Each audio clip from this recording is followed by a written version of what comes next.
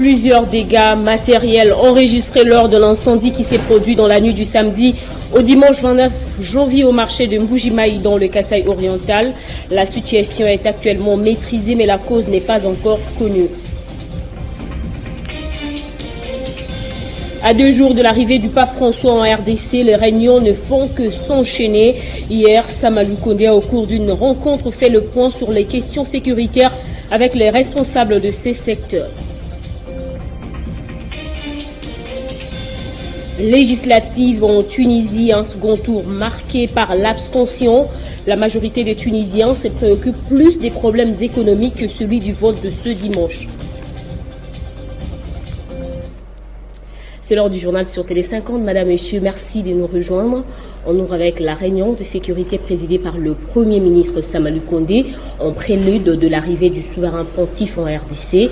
Objectif, faire le point sur la prise en charge de la sécurité durant le séjour du Saint-Père à Kinshasa.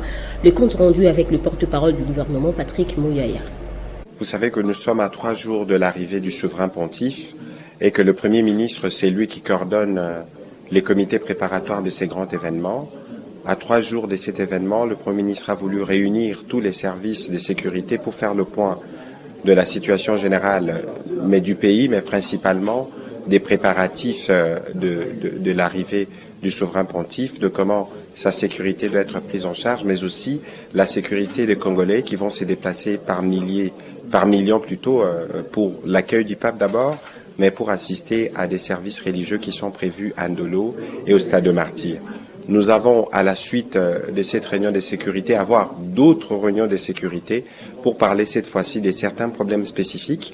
Vous avez par exemple entendu beaucoup de rumeurs dire que la commune de la Gombe sera fermée, ce qui est totalement faux.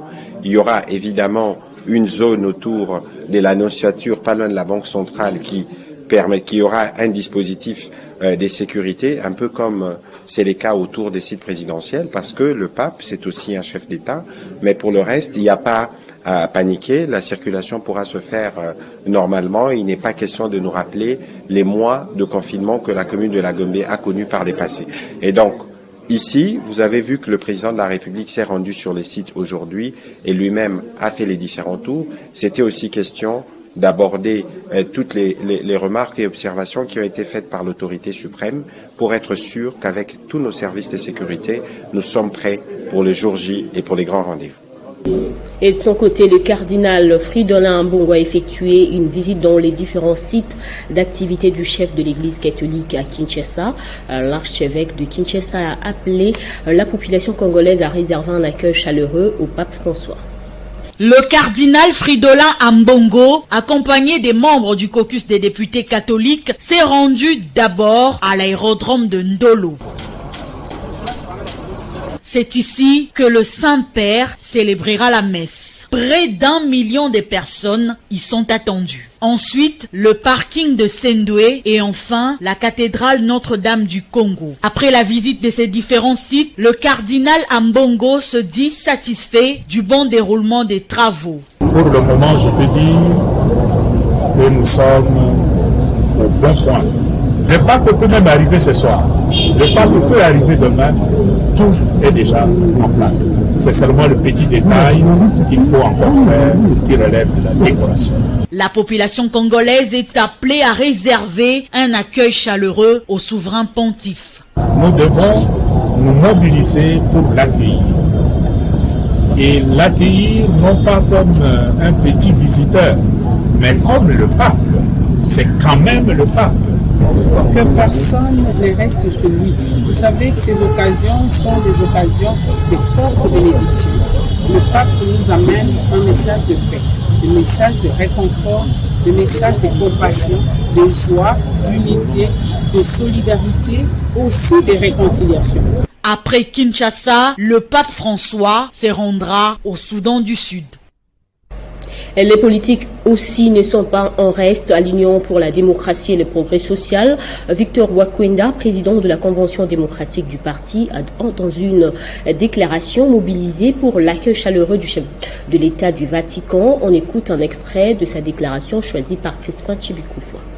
Le premier message était adressé au chef de l'État, commandant suprême de nos forces armées, et à tous nos vaillants hommes de troupes qui sont au front et qui se sacrifient nuit et jour pour protéger l'intégrité de notre territoire et protéger le peuple pour garantir sa paix. Nous avons pensé que, avant la fin du mois de janvier, mois consacré aux vœux, nous puissions leur adresser ces meilleurs vœux de santé, de prospérité et de victoire. Surtout le mardi prochain, le 31 janvier 2023, qu'ils veuillent se mobiliser pour réserver un accueil triomphal à sa sainteté, le pape François, qui est l'envoyé de Dieu auprès du peuple congolais en détresse.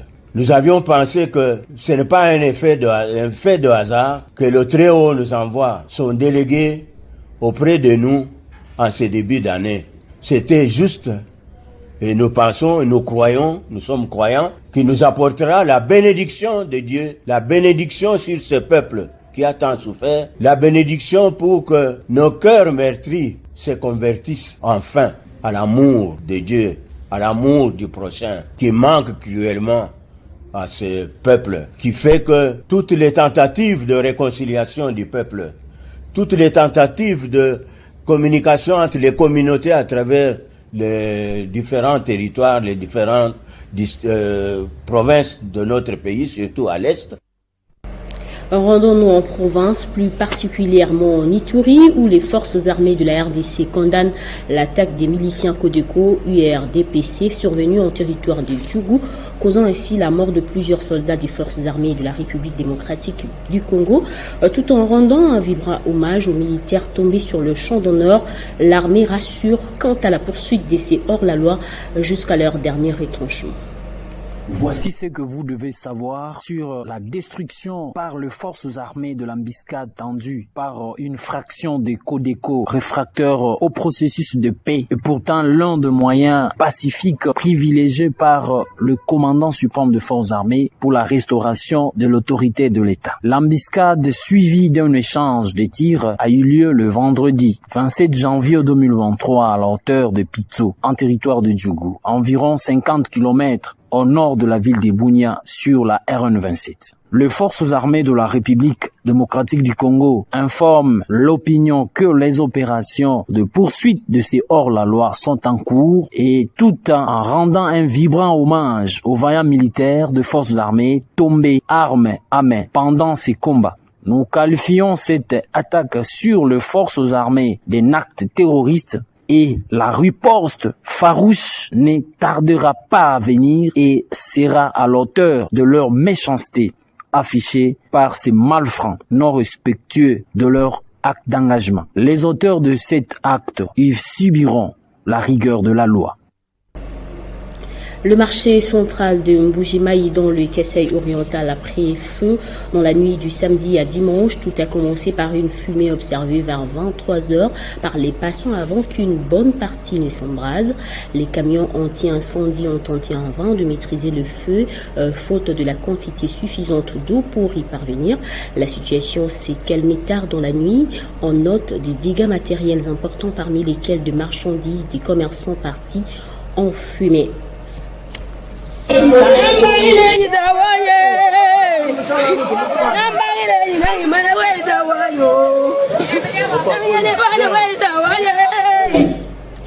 Et si on résumait tout le chagrin causé par cet incendie. Après Kasaï central, oriental et Tanganyika, le président de la CENI, Denis Kadima, a posé ses valises à Kolwezi, chef-lieu de la province du Lualaba, une tournée provinciale qui s'inscrit dans le cadre de la supervision de l'identification et enrôlement des électeurs dans la deuxième ère opérationnelle. Sur place, le président de la centrale électorale s'est réjoui de la maîtrise de la technologie dont fait preuve les personnels. C'est la 4e étape de sa ronde qu'il effectue dans 5 de 9 provinces qui constituent l'ère opérationnelle de. Aussitôt arrivé, le numéro 1 de la centrale électorale a pris langue avec la gouverneure de la province, Fifi Masuka Saini, pour évoquer les questions en lien avec la sécurité du processus, préalable à la bonne tenue de l'opération en cours. Le but est simple, c'est de voir d'abord comment le processus d'enrôlement est en train de se passer. j'ai tenu à comprendre le contexte dans lequel ce processus est en train d'évoluer. Comme partout ailleurs, le président de la CENI a pris la direction des centres d'inscription où il a assisté au déroulement de l'opération. Convaincu du bon déroulement, il s'est montré visiblement satisfait de la maîtrise de la technologie par le personnel commis à la tâche. Par la qualité du personnel. J'ai suivi chaque étape d'enregistrement des électeurs. J'ai vu qu'ils maîtrisent très bien l'outil et toutes les décisions qui sont prises sont bonnes. À la question de savoir si les nouvelles villes ne sont pas représentées, le président de la CENI a donné des assurances. Il a profité de l'occasion pour effectuer une visite d'inspection au chantier où sera érigé le nouveau secrétariat exécutif provincial de la CENI, en se rendant compte de l'avancement des travaux qui ont été accélérés car le siège actuel a été repris par son propriétaire. Ce siège, dont les travaux prendront fin dans 4 mois, sera composé des bureaux, d'une salle de réunion, d'un entrepôt, ce qui prouve à suffisance que la CENI travaille pour avoir ses propres infrastructures. C'est sur le site de l'actuel secrétariat exécutif provincial qu'il a bouclé son périple en prêtant une oreille attentive aux préoccupations des agents locaux sur les réalités du terrain avant d'indiquer qu'il s'appliquera à y apporter des réponses qui s'imposent. La direction le sud Ubangui, précisément dans la ville des Zongo, où Arthur Ngouma, le nouveau maire de cette ville, a pris officiellement les commandes de cette agglomération, succédant ainsi à Michel Siazo. La cérémonie de remise reprise a lieu en présence de différentes autorités des Zongo.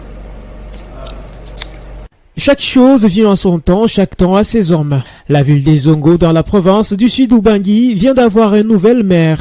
Il s'agit d'Arthur Ngouma Kola Alfred Adiokolo Mbindo. Celui-ci a pris officiellement les commandes le jeudi dernier au cours de la cérémonie de remise et reprise entre lui et le maire sortant. Prenant la parole à cette occasion, le nouveau premier officier municipal, maire de la ville des Zongo, Arthur Ngouma, n'a pas dérobé à la règle. Il a remercié son prédécesseur, Michel Siazo, pour le travail abattu et il s'est assigné la mission de développer cette agglomération. Cette ville pendant plusieurs années. Monsieur le maire, trouvez ici l'expression de ma sincère gratitude. À vous, mesdames du comité urbain de sécurité, je dis également merci et vous invite par cette occasion à nous serrer les coudes pour relever les différents défis qui attendent notre ville. Signalons que Arthur Ngouma Kola succède à Michel Siazo Yekeye Mbouyi. Le nouveau maire a par ailleurs rappelé la population de cette partie de la RDC qu'il est maire de tous sans exclusion et invite les fils et filles de cette ville à bannir le rejet, la haine et l'esprit de division car unis, Zongo sera fort. Kisalome Banda, ce qui veut dire le travail a commencé, a lâché Arthur Ngouma Kola, nouveau maire de la ville des Zongo, à la fin de son speech. Et en marge de son activité du 28 février au stade des Martyrs pour soutenir la vision du président de la République Félix Tshisekedi, la structure d'accompagnement du chef de l'État dénommé Avenir de la Nation congolaise a invité les membres des associations et organisations non gouvernementales à y participer.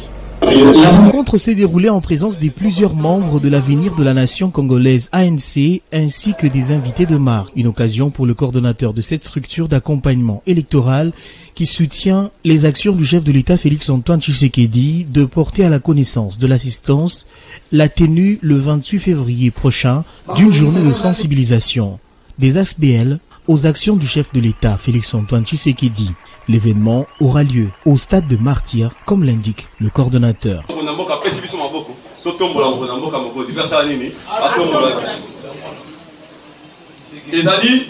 Étant que leader, prise de conscience. Trop, c'est trop. Ce qui est rêvé, on continue dans la pratique à Kalawana, on remonte à Israël Vandi, Makamosi Bakate, ce qui 2023, qui vous encore 2028, vous en avez aginé, vous y pète son coup. Ce n'est pas parce que vous êtes un leader, vous êtes un leader, vous êtes bien. L'ANC soutient les actions du chef de l'État Félix-Antoine Tshisekedi qui se bat bec et ongle pour améliorer les conditions sociales des Congolais. Un revenant à Kinshasa pour prendre la dénonciation du réseau national des ONG pour le développement de la femme au sujet des violences sexuelles et celles basées sur le genre, observées dans les territoires de Kabambare, précisément dans les secteurs de Bangou, Salamabila, dans la province du Maniema, des actes de barbarie perpétrés par le groupe Maï Maï. Ce réseau exige par ailleurs que justice soit faite en faveur de victimes, hommes et femmes. La coordonnatrice du RENADEF, Marie Nyombozaïna, invite ainsi le gouvernement à agir de manière rapide pour un retour à la paix. C'est depuis plus d'une semaine que des miliciens Maï Maï torturent, dénudent les femmes et jeunes filles dans les villages des Machapano, secteur des Bangou, Salamabila, à Kabambare. Des vidéos qui circulent sur la toile montrent de femmes et hommes fouettés par les membres de ces groupes rebelles opérant dans la province du Maniema. De plus en plus de voix s'élèvent pour dénoncer ces actes de barbarie. La dernière en date est celle de la coordinatrice du RENADEF, Marie Nyombozaïna, qui exige que justice soit faite. Nous avons saisi l'autorité, le vice-premier ministre et ministre de l'Intérieur, pour qu'ils se saisissent de cette situation afin de voir comment rétablir l'autorité de l'État dans cette partie du pays. Parce que il n'y a que là où il y a vide de l'autorité de l'État qu'on peut arriver à enregistrer des choses pareilles. C'est des tortures, c'est des violences insupportables. Arriver à nuditer une femme qui est une mère. La RDC n'évolue pas comme un pays singleton. C'est un pays qui a ratifié certaines réglementations au niveau international et dont elle est censée faire respecter. Donc à notre niveau, dans notre mandat, nous avons voulu taper fort en touchant les institutions pour que justice soit faite. Parce qu'on ne peut pas accepter, c'est inadmissible. Ainsi donc, cet activiste de droits de l'homme invite les forces vives de la nation et le gouvernement à mettre toutes les batteries en marche pour arrêter cette hémorragie. En bref, législative en Tunisie, les bureaux de vote ont ouvert à 8h ce dimanche. Près de 8 millions de Tunisiens sont appelés aux urnes pour ce second tour. Un scrutin qui se déroule dans un contexte économique et politique morose, alors qu'une majorité de l'opposition a décidé de ne pas y participer. Au premier tour, rappelons que le taux de participation établi dans un premier temps à 8,8%, soit rehaussé à 11,22%. C'est le score de participation à une élection le plus bas depuis la révolution de 2011. Alors que le pays est secoué par une grave crise politique depuis la destitution et l'arrestation de l'ancien président Pedro Castillo, les manifestations prennent de l'ascension au Pérou. À Lima, plusieurs milliers de protestataires venus des régions andines pauvres, beaucoup en tenue traditionnelle, ont marché à Lima, capitale péruvienne, ce samedi, munis de drapeaux péruviens et au cri. Des centaines de manifestants ont affronté la police près du Parlement péruvien samedi à Lima, des violences qui ont fait 48 morts depuis décembre. Mardi 24 janvier, la dirigeante péruvienne Dina Boluarte, dont les manifestants réclament sa démission, appelait à une trêve nationale. Maintenant, j'appelle ma chère patrie à une trêve nationale pour rétablir le dialogue. Signalant que plusieurs personnes ont été blessées par des projectiles ou atteintes par le gaz lors de la plus violente journée des manifestations à Lima depuis le début des troubles. Dans le reste de l'actualité au Pérou, les tensions montent depuis l'arrivée au pouvoir de Dina Boluarte, présidente péruvienne. Les manifestations prennent de l'ascension et ont occasionné à ce jour 48 morts. Pourtant, mardi 24 janvier, la dirigeante de ce pays appelait à une trêve nationale, Héritier Tamboué.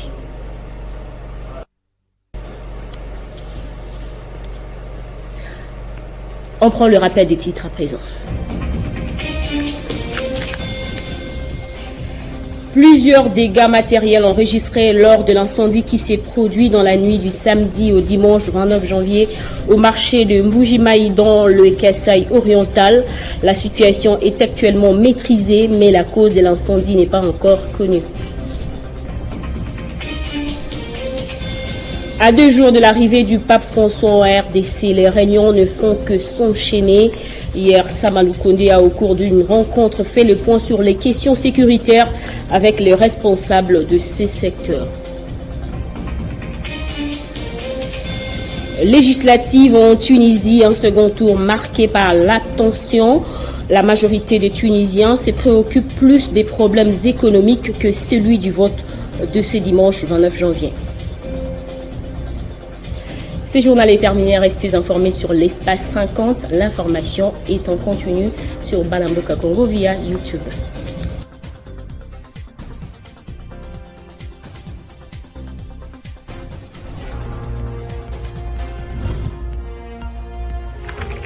L'actualité reste en continu